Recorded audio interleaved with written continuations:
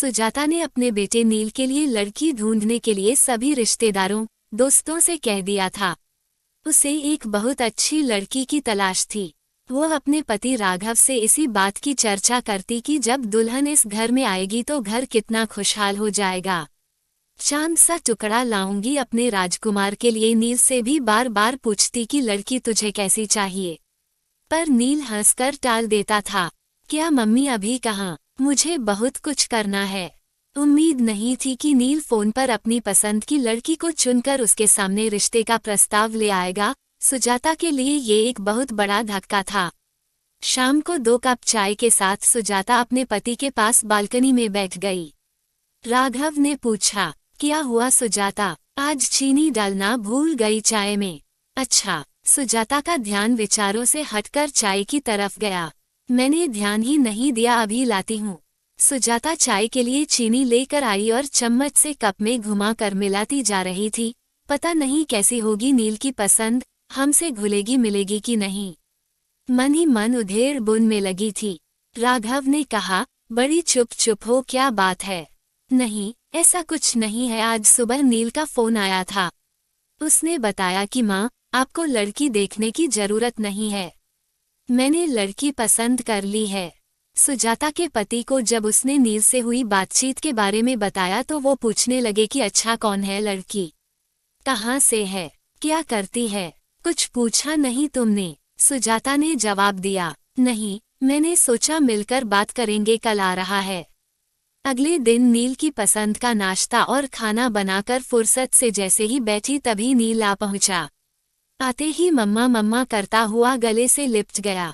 क्या बात है, आज बड़ा खुश है, सुजाता ने बोला। इस पर वो कहने लगा कि मैंने आपको माही के बारे में कल बताया था ना, ये देखिए, ये उसकी फोटो। कुछ घबराई नजरों से फोटो को देखने लगी। लड़की अच्छी थी, वैसे भी ना कहने का तो सवाल ही नहीं उठता था। नील की पसंद जो थी, पर अपने लिए अपनी तरह से रिश्तेदारों में जान पहचान की लड़की देखने की उसकी इच्छा हमेशा रही थी। राघव ने सुजाता को इस बात के लिए पहले ही समझा दिया था कि नील को ही जिंदगी बितानी है, नील की पसंद ही माननी चाहिए। एक तरह से सुजाता भी अपने मन को समझा चुकी थी और अपने बेटे की खुशी में खुश रहना चाहती थी। कैसी है मम्मा? नील ने उत्सुकता से पूछा। प्यारी है, कहाँ रहती है, क्या करती है? सुजाता ने जवाब देते हुए उससे कई सवाल कर डाले। माँ, मेरी कंपनी के पास एक कंपनी है, उसमें जॉब करती है। उसके घर में उसके मम्मी पापा और एक छोटा भाई है।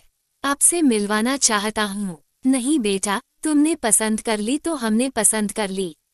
उसके पापा ने कहा उसके मम्मी पापा बात कर ले, फिर इस रिश्ते को आगे बढ़ाएंगे। नील ये सुनकर बहुत कुछ हुआ और माही के मम्मी पापा का नंबर तुरंत अपने मम्मी पापा का दे दिया। कुछ दिन बाद दोनों का रिश्ता पक्का कर दिया। माही सावले रंग रूप की थी, हाँ, आंखें जरूर बड़ी थीं, लेकिन उसे देखकर सुजाता को लगा कि मैं तो इससे अच्छी ढूंढ लाती। गोरी चिट्टी पर मन महसूस कर रह गई। सगाई धूमधाम से हुई, शादी भी हो गई, पर सुजाता को चिंता थी कि कोई मेहमान बहू के सांवले रंग पर ना कुछ बोल दे। लेकिन उसने देखा माही के चेहरे पर एक मुस्कान रहती थी। दुल्हन थी माही, पर फिर भी सबका ध्यान रख रही थी। आपने पानी लिया, कुछ खाया। सब रिश्तेदार तारीफ करते नहीं थक रहे थे, पर माही ज्यादा बोलती नहीं थी। शायद उसकी आदत ही ऐसी थी, कम बोलना। सुजाता को माही से ज्यादा बातें करने का समय नहीं मिला। पहले मेहमान रहे, फिर वो हनीमून पर चले गए। वहां से लौटे तो दोनों की छुट्टियां खत्म हो गई थी और दोनों दिल्ली लौट गए। नील ने 2 कमरों का एक मकान किराए पर लिया हुआ था। माही और वह दोनों साथ ही निकलते थे। दोनों की कंपनी पास पास थी। फोन पर थोड़ी बहुत बात हो जाती थी, क्योंकि सुजाता को हमेशा राघव से माही की ही बात करनी होती थी। वो हमेशा कहती, माही शायद हमें पसंद नहीं करती। सुजाता को शिकायत होती थी कि वो दोनों घर नहीं आते। इस पर उसके पति राघव उसे समझा देते कि उनको छुट्टी नहीं मिल रही होगी। अभी शादी पर ली तो थी कितनी सारी छुट्टी, पर सुजाता के मन में एक डर था।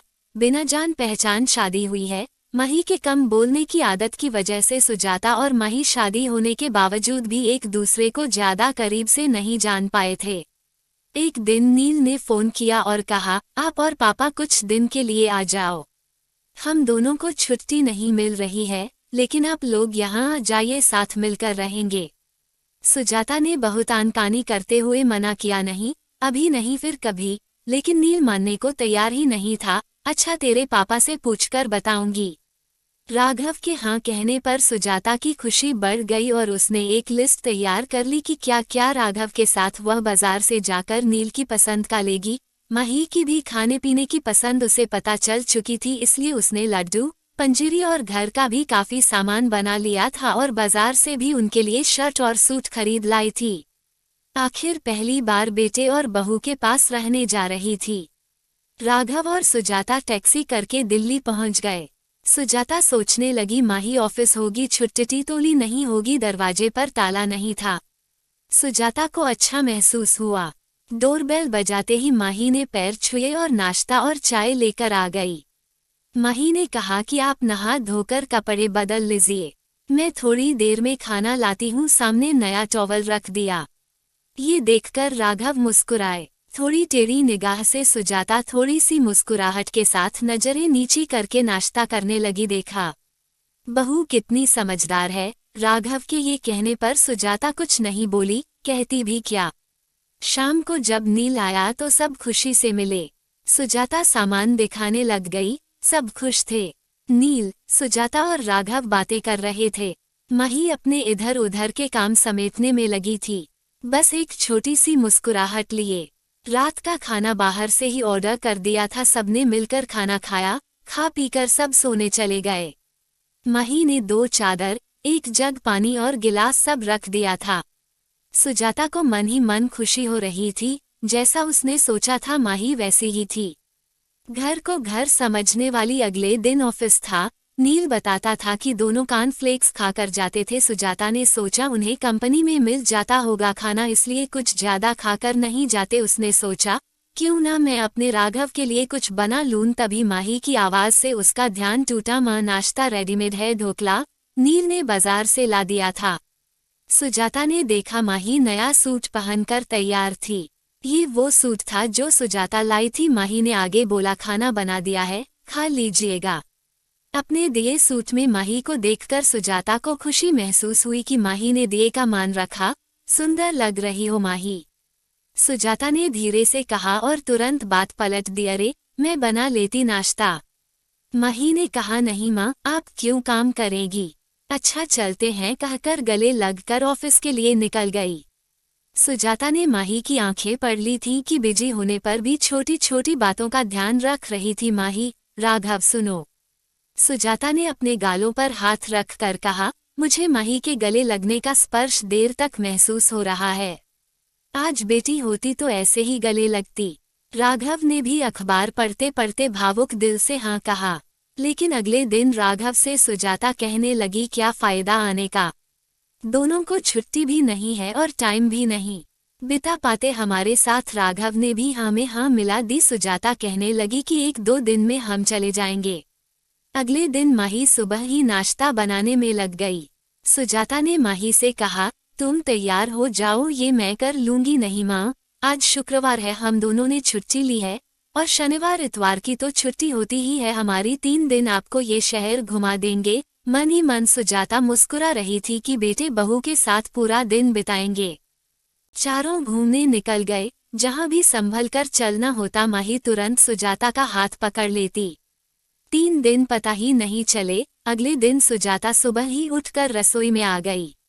माही तुरंत बोली, मम्मी जी कुछ चाहिए नहीं। सुजाता ने कहा, मैं तो इसलिए चली आई कि दोनों मिलकर काम करेंगे, सब काम जल्दी हो जाएगा।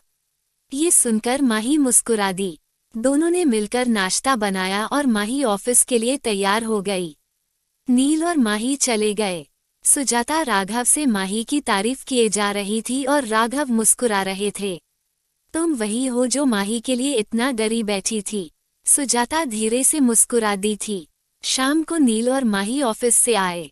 खाना खाते समय राघव ने कहा, नील हम कल जाने की सोच रहे हैं। नील ने कहा, अभी तो कुछ और दिन, अभी तो खूब मन लग रहा है। आप अकेला तो महसूस नहीं कर रहे। नहीं नील बेटा, तुम्हारी मम्मी साथ है ना तो दिन आराम से कट जाता है। कभी टीवी देख लेते हैं और कभी अखबार पढ़ लेते हैं, ऐसे में समय का पता नहीं चलता। नील ने कहा, तो फिर क्यों जाना है? खाना खाने के बाद बर्तन समेटकर माही कमरे में आकर बोली, मम्मी जी शाम को ऑफिस से आकर बहुत अकेलापन लगेगा। आप दोनों के आने से रौनक हो गई है। थोड़े दिन और रुक जाइए। या मैं तो कहती हूँ कि आप हमारे साथ ही रहिए, वैसे भी अब पापा जी रिटायर हो गए हैं, कोई काम नहीं है। आप दोनों का ध्यान हम पास रहकर ज्यादा अच्छे से रख पाएंगे। जो माही बोलती नहीं थी वह आज बड़ी बड़ी बातें कर रही थी। राघव और सुजाता एक दूसरे को देखकर मुस्कुरा रहे थे। सुजाता ने माही के पास आकर उसका हाथ अपने हाथों में ले लिया, कहने लगी कि कितना ध्यान रखती हो तुम हम सबका। नील बड़ा किस्मत वाला है जो हमें एक अच्छी बहू मिली। इतनी अच्छी तो मैं भी ढूंढ नहीं पाती। ये सुनकर माही सुजाता के गले लग गई। माही बोली, मम्मी जी मैं भी किस्मत वाली हूँ जो ऐसा परिवार मिला। प्यार और अपनेपन की वजह से दिल की बात दिल तक पहुँच गई थी। आजकल दोनों के रिश्तों में बदलाव आया है। समझदारी और प्यार से रिश्ते मजबूत होते हैं।